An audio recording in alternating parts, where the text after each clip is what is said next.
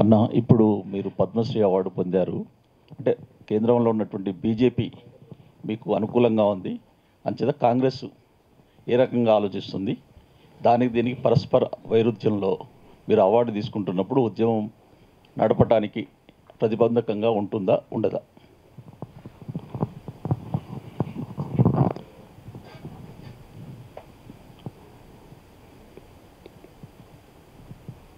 ఈ అవార్డు అనేది 30 ఏళ్ళుగా జరుగుతున్న ఎంఆర్పిఎస్ ఉద్యమ నేపథ్యాన్ని, ఎంఆర్పిఎస్ మానవీయ కోణంలో చేసిన కొన్ని ఉద్యమాల నేపథ్యాన్ని దృష్టిలో పెట్టుకొని ఈ అవార్డు ఇవ్వడం జరిగింది. దాదాపు 100 మందికి పైగా పద్మశ్రీలు వచ్చారు. మనం రాజకీయ కోణంలో చూసి అనుకుందాం. గద్దర్కి ఇవ్వమని చెప్పి కాంగ్రెస్ ఎట్లా మరి ప్రతిపాదన పంపింది నరేంద్ర మోడీ గారి దగ్గరికి? జయరాజ్కి అది గోరెట్టు వెంకన్నకి ఏమని, అందశ్రీకి ఏమని, ఇంకోరికి ఏమని ఎట్లా పంపింది? గద్దర్ కాంగ్రెస్ కాదు కదా, గోరెట్టు వెంకన్న ఇప్పటికీ కాంగ్రెస్ కాదు కదా, అందశ్రీ కాంగ్రెస్లో సభ్యత్వం లేదు కదా.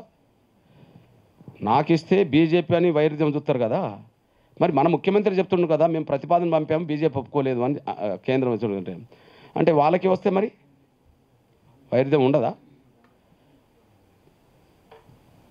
అందువల్ల ఒకరికి ఇస్తే ఒకటి, ఇంకొకరికి ఇస్తే ఇంకోటి అనే పద్ధతి కావద్దు. అది ప్రభుత్వం ఆయా రంగాల్లో సేవలు చేసిన వాళ్ళకి ఇచ్చే గుర్తింపు గల అది, అంతే కదా. ఇప్పుడు వాళ్ళను ఆయా రంగంలో సేవలు చేసినాను కదా కేంద్ర ప్రభుత్వం దగ్గరికి లిస్టు పంపింది. మరి కేంద్ర ప్రభుత్వం దగ్గరికి ఈయన ఎందుకు పంపాలా, ముఖ్యమంత్రి ఎందుకు పంపాలా?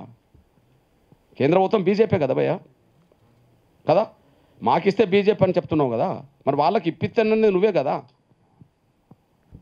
వైరుధ్యంగా చూడదు ఇది. ఆయా రంగాల్లో సేవలు చేసిన వాళ్ళకు ఇచ్చే గుర్తింపు గౌరవంగా చూడాల్సిందే తప్ప. ఇప్పుడు ఎగ్జాంపుల్, రేపు కాంగ్రెస్ పాలన వస్తుంది, ఇంకోటి పాలన వస్తుంది, వాళ్ళ దగ్గర ఈ పద్మశ్రీలు ఉండవా? ఇచ్చిన వాళ్ళకు ఇంకొక తీరుగా అంటకట్టవచ్చునా? రెండోది, ఈ తెలుగు నేల మీద ఎంఆర్పిఎస్ కొంటే ఒక చరిత్ర లేదా? అస్తిత్వ ఉద్యమాలకు కేంద్ర బిందువుగా ఎంఆర్పిఎస్ మారలేదా? కొన్ని వందల సంవత్సరాలుగా కులం పేరు చెప్పుకోనికి సిగ్గుపడ్డ ఒక జాతి వాళ్ళ కులం పేరు చెప్పుకొని ధైర్యంగా రోడ్డు మీద గర్వంగా తిరుగుతుందా లేదా? సమాజంలో ఈ దేశం లెక్కలేని పథకాలు, ఫలితాలు ఎంఆర్పిఎస్ సాధించి పెట్టలేదా? అది ఆరోగ్యశ్రీ కావచ్చు, వికలాంగుల ఉద్యమాలు కావచ్చు, వృద్ధుల వితంతుల పోరాటాలు కావచ్చు, ఆకలి కేకలు కావచ్చు, మరేదైనా కావచ్చు. నాకు తెలిసి భారతదేశంలో ఎక్కడ జరగని మానవీయ కోణాల ఉద్యమాలు తెలుగు నేల మీద జరిగినాయి. దానికి నాయకత్వం ఇచ్చింది ఎంఆర్పిఎస్ఏ. అధికార పక్షం కొన్ని అంశాలను నిర్లక్ష్యం చేసినప్పుడు, ప్రతిపక్షాలు ఆ అంశాల మీద గట్టిగా మాట్లాడలేని పరిస్థితులు ఉన్నప్పుడు ఎంఆర్పిఎస్ ఎంటర్ అయ్యి ఇవన్నీ సాధించి పెట్టింది. నాకు తెలిసి భారతదేశంలో ఏ సోషల్ మూమెంట్కు లేనంత విజయాలు సాధించిన చరిత్ర ఎంఆర్పిఎస్కి ఇక్కడ ఉన్నది. దీన్ని ఏ రంగంలో మాకు వచ్చింది? నేను కవిని కాదు కదా, నేను కవిని కాదు, నేను ఇంకో రంగంలో లేను. ఏ రంగంలో ఉన్నా? ఉద్యమాల ద్వారా పబ్లిక్లో ఉన్నాం. వచ్చినది ఏంటిది? పబ్లిక్ అఫైర్సే కదా, ఆ రంగంలో వచ్చిందే కదా. 30 ఏళ్ళుగానైతే ప్రజలు ఉన్నాం కదా. మేము గర్వంగా చెప్తున్నాం. ఒక మీరు చెప్పనా, 94లో మొదలుపెట్టి 95 వచ్చేటప్పటికి ఉమ్మడి ఆంధ్రప్రదేశ్లో ఎట్లయితే ఉత్సాహంగా ఎంఆర్పిఎస్ ఉంటుందో 2025లో కూడా అదే ఉత్సాహంతో ఉన్నది. మీరే చెప్తాను కదా.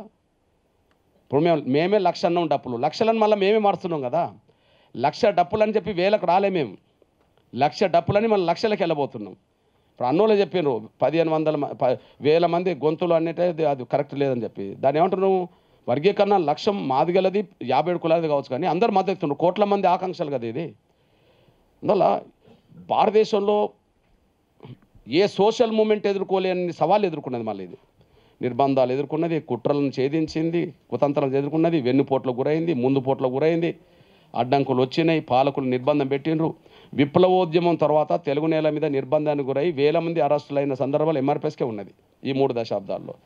అంటే భారతదేశంలో అతిపెద్ద సోషల్ మూమెంట్ సుదీర్ఘకాలంగా జరుగుతుంది. అదే సార్ నాన్ స్టాప్. మళ్ళీ ఉద్యమం ఓ 2 ఏళ్ళు ఉద్యమం లేదు, 3 ఏళ్ళు ఉద్యమం లేదు, మళ్ళీ వచ్చిందన్నట్టు కాదు కదా. ప్రతి దశలో ఉద్యమాన్ని ముందుకు తీసుకెళ్లే కార్యాచరణతోటే మేము ముందుకు సాగుతున్నాం. కాబట్టి ప్రతిదాన్ని ఆ కోణంలో చూడొద్దు. నెక్స్ట్